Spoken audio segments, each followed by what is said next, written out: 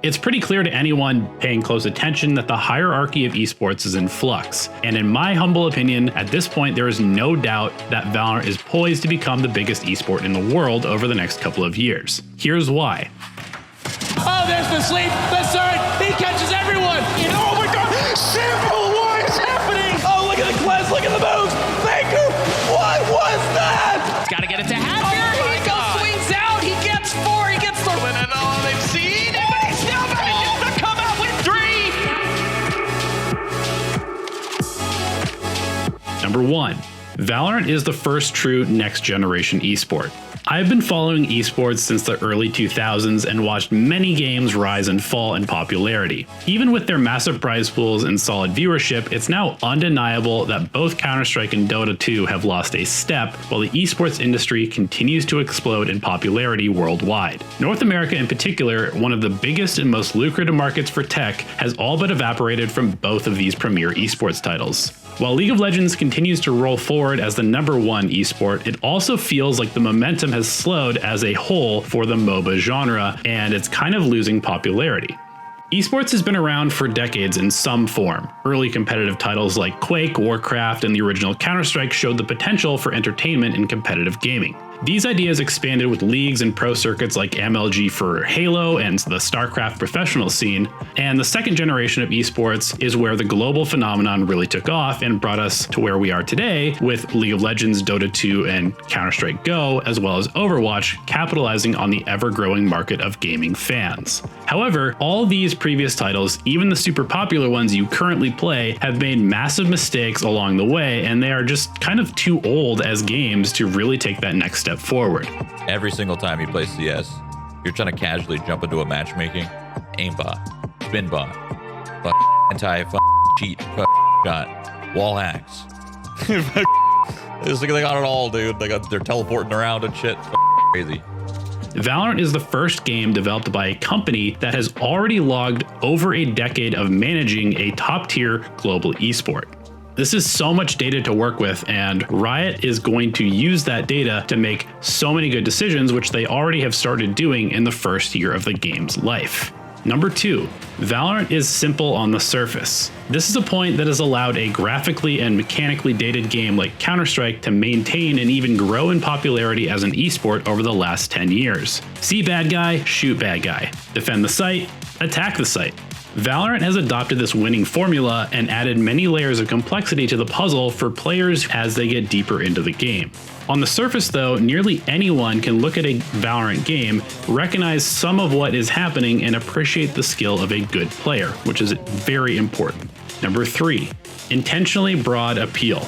Basic things like a simplified, colorful graphic style makes the game appealing to casual and younger gamers as well as the more committed ones. However, it's the agent design that really sets Valorant apart. Each character is specifically tied to a region of the world and will continue to expand to embrace many more countries and ethnicities as the roster increases. This design decision has meant that players from all different backgrounds can find a character to play that represents them. It's no surprise that in the early days of Valorant, Brazil had a very real and clear preference for playing the Brazilian agent, Raze, and produced some of the most skillful Raze players in the world. I fully expect to see more characters from hugely important growth countries and regions like India, Southeast Asia, Latin America, and the Middle East released as the game continues to grow. Riot is also putting a very large and early investment into developing inclusive spaces for female gamers and other marginalized communities to find their footing in the esports scene as well. The VCT Game Changers program. This is an initiative designed to provide experience and a spotlight to elevate the women in the Valorant competitive community. The Valorant team has also made the wise call to refer to the two sides as attack and defense over terrorists and counter-terrorists. This might seem kind of small, but has been a massive roadblock for mainstream acceptance for Counter-Strike. For even more reach, Riot has fully embraced the marketing power of influencers on social media. Letting many of the world's biggest streamers watch their official events has meant that the Riot stream gets in front of so many eyeballs that might otherwise miss the action. Okay, Tyson. Okay. What the probably gonna meme them. Early on, this has meant that more people are watching their favorite streamers watch the games instead of tuning into the official broadcast, but the amount of crossover is already starting to show when the main channel goes live. Riot is basically letting the most influential gamers market their game in exchange for easy content, and it's been working extremely well. Number 4, Riot's marketing machine.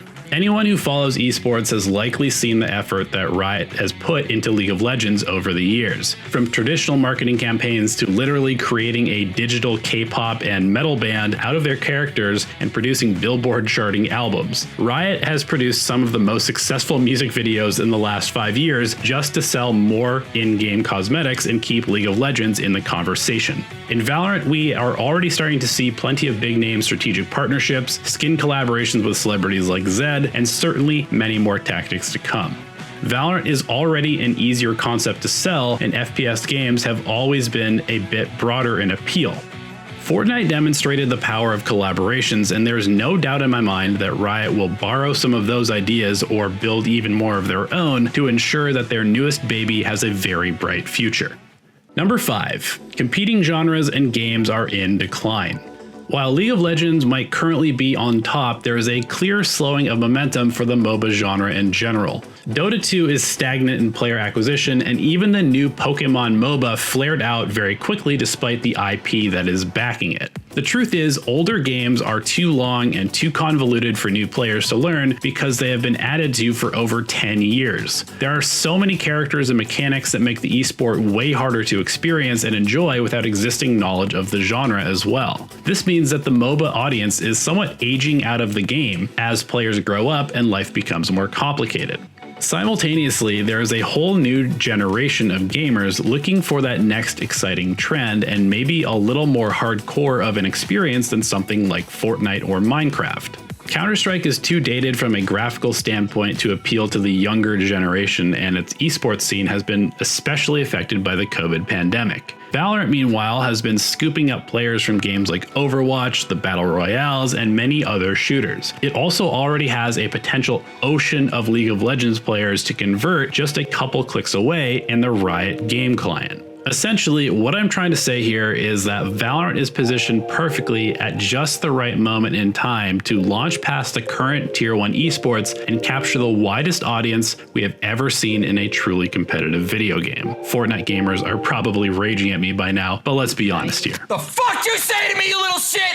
Regardless of how you view Riot as a company, they have struck gold with Valorant, and they have already proven how devoted they are to making a project successful in the long term, so Valorant's future is as bright as it could possibly be.